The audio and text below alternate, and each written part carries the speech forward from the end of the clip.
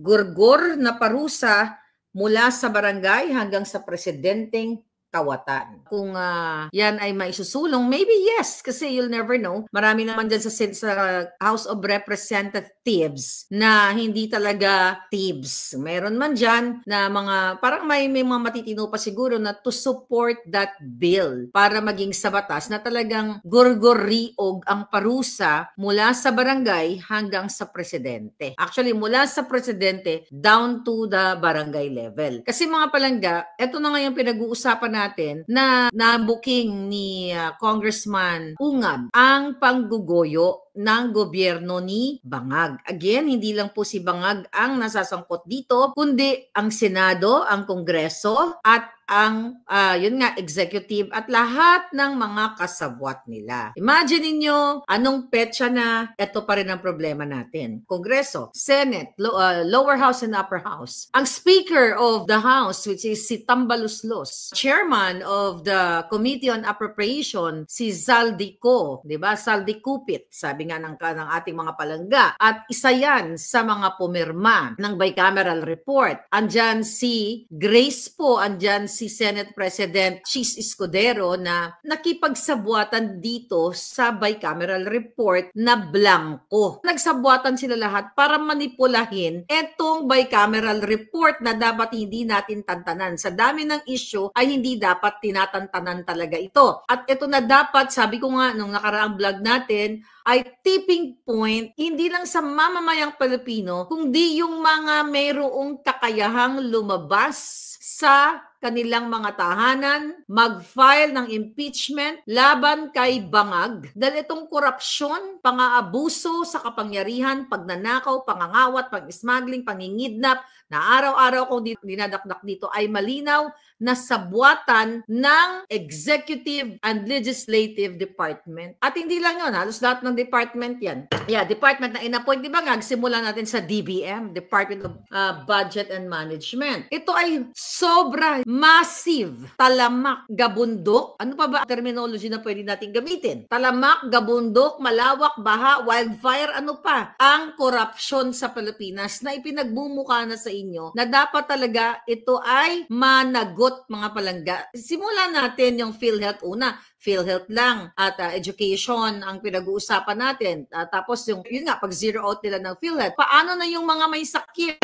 Si Bangag lahat yan, ang nagbanipula, at si Liza Tanas. Kayong mga mamamayang Pilipino, kayong mga palangga ko, dapat mag-demand kayo ng transparency kasi very transparent, crystal clear na wala na pong check and balance sa Pilipinas dahil mismo ang mga media ay kasabwat nila, ayaw iulat and everything. Ngayon, ano mga palusot nila? Ang sabi ni Gatchalian ay wala daw silang nakitang blanco. I believe si Gatchalian ba ang nagsabi na pina-check niya sa kanyang mga staff etong bicameral report. Imagine mo itong mga kongresistang ito, hindi, pina-check ko naman yan sa aking mga staff, wala naman silang nakitang mga blanco-blankong ganyan, o di ba? Kaya nga ang sabi ni Attorney Vic Rodriguez dyan, ang ating number 56 na siya sa balota, but I don't know kung final yan, dahil nga mayroon na namang panibagong TRO ang Supreme Court at pinigil na naman recently ng COMELEC ang pag-imprenta ng balota. Kaya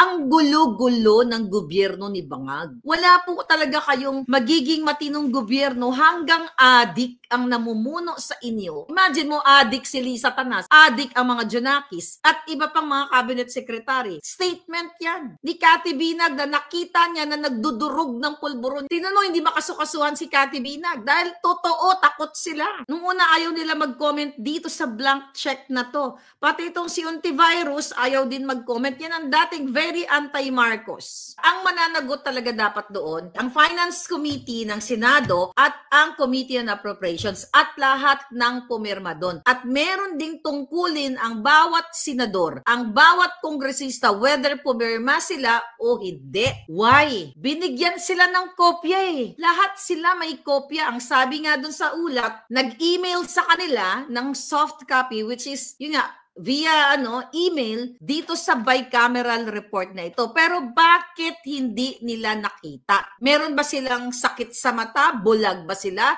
o nagbubulag-bulagan? Simple lang ang sagot. Hindi po nila ginagawa ang kanilang trabaho bilang mambabatas kasi hindi naman talaga sila pumasok dyan o tumakbo sa pagiging mambabatas para sa proteksyon o kapakanan ng taong bayan, kundi mambutas ng batas at mambutas ng kaban ng bayan. Kaya yung mga tahimik na kongresista, senador, ito ay mga walang pagmamahal sa bayan. Nga kung meron mang i-impeach dito, hindi si Sara Duterte na dinudurog nila sa 125 million confidential fund. Kung mayroong i-impeach dito si Bangag. Unang-una si Marcos Jr. Panagutin ang bangag na Pangulong Adictus, ang Senate President, ang mga asawa ng kongresista at mga senador at mga inappoint ni Bangag. Hindi man sila nakapwesto pero mga maanta. Kunyari ang mga yan, di ba? Tahimik, pati mga kabet, yan ay sumisinghot ng pera ng bayan. Inuubos ang pera ng bayan sa kanilang mga luho. Nagpapakontest ang mga yawa na yan sa mga diamanting hindi naman bagay, mga kawatan, mga asawa ng kongresista, mga politikong, mga kawatan kayo. Dapat sa inyo talaga kung magkaroon ng batas na yan.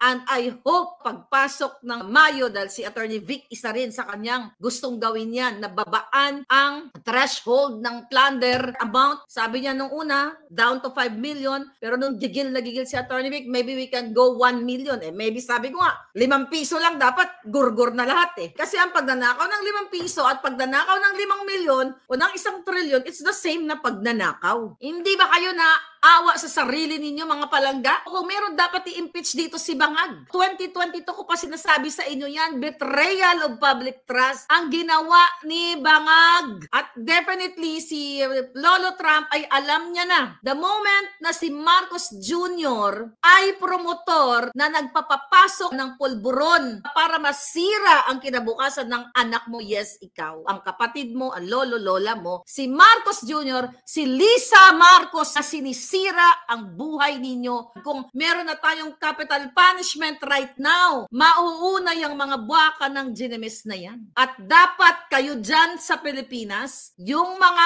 abogado na para sa bayan, na sumumpa kayo, mag-file kayo dyan ng impeachment kay Bangag, kaso sa ombudsman, dito sa mga pumirma sa malablank check na BICAM report na yan na pinagdependihan o pinagbasehan kaya nabuo ang GAA or General Appropriation Act, na kung saan nakapaloob ang budget ng buong sambayanan na sana makakapagbigay ng magandang kinabukasan sa bawat Pilipino in terms of what? Health care, infrastructure, livelihood, name it. Alam nyo na yan, dyan lang naman umiikot ang buhay ng bawat tao. So dapat magkaroon ng kaso yung mga yan at talagang merong magsusog sa kanila sa lahat ng sangkot dito sa BICA scam na ito. Kasuhan ng plunder yan.